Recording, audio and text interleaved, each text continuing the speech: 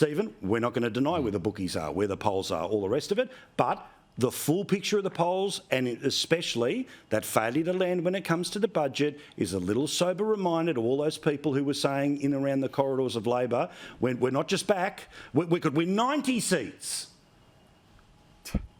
Well, I think that's getting a little ambitious. I think I can't remember the last budget delivered by either political party that's seen any significant bounce in the polling that's followed over the next couple of weeks. So I wasn't expecting this budget to be any different to the last 10 or 12. What has, and Michael mentioned a little bit, I mean, I don't agree with Michael's analysis on substance, and I think I'm at times in a parallel universe to Michael in some of his analysis of what's actually gone on in the campaign so far. Peter Dutton has had probably his worst, and I've admired his ability to keep the Liberal Party together. That is an incredible achievement in the first term after you lose. And he's performed well.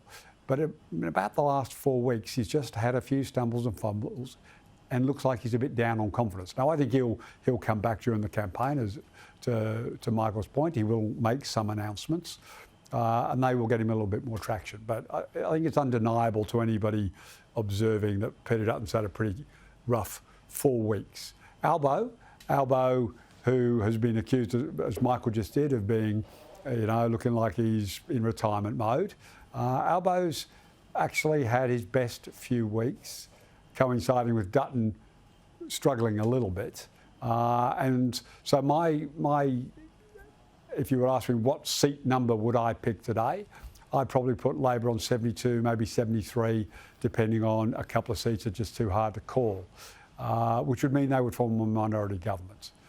So that's, I know we're going to talk about seats at length, and this will be the most complex election night. I mean, Tom Connell will be right across it. So to all your viewers out there, tune in. Tom Connell will be on top of this. I know other channels have got spruikers, but watch Tom Connell on election night. He will be dissecting seats going in 4 or 5 different directions. And this is going to be a real challenge for those of us who follow politics.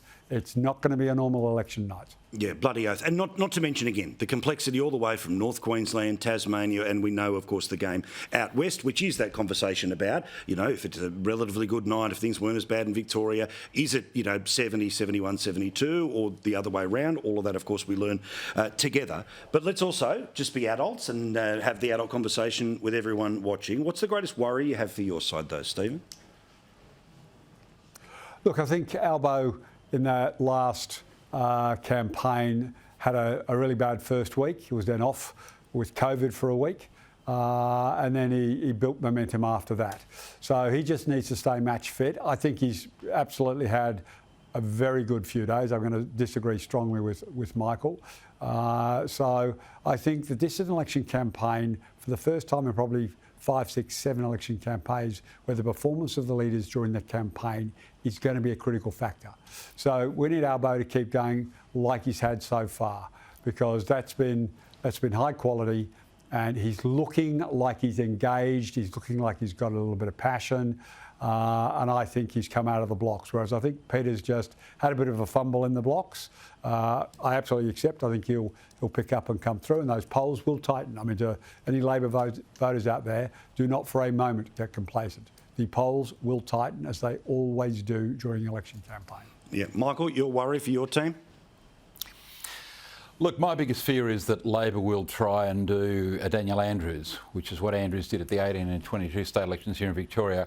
He didn't care what effect it had on the budget. Correct. He just threw billions at suburban rail link and whatever else, plundered Victoria into an economic crisis, but he won the 2 elections. Now he's gone. He'll take Jacinda Allen down with him, but he's bankrupted Victoria. So the biggest worry is that Albo says, listen, I'm going to fall behind in the polls, which he's about to.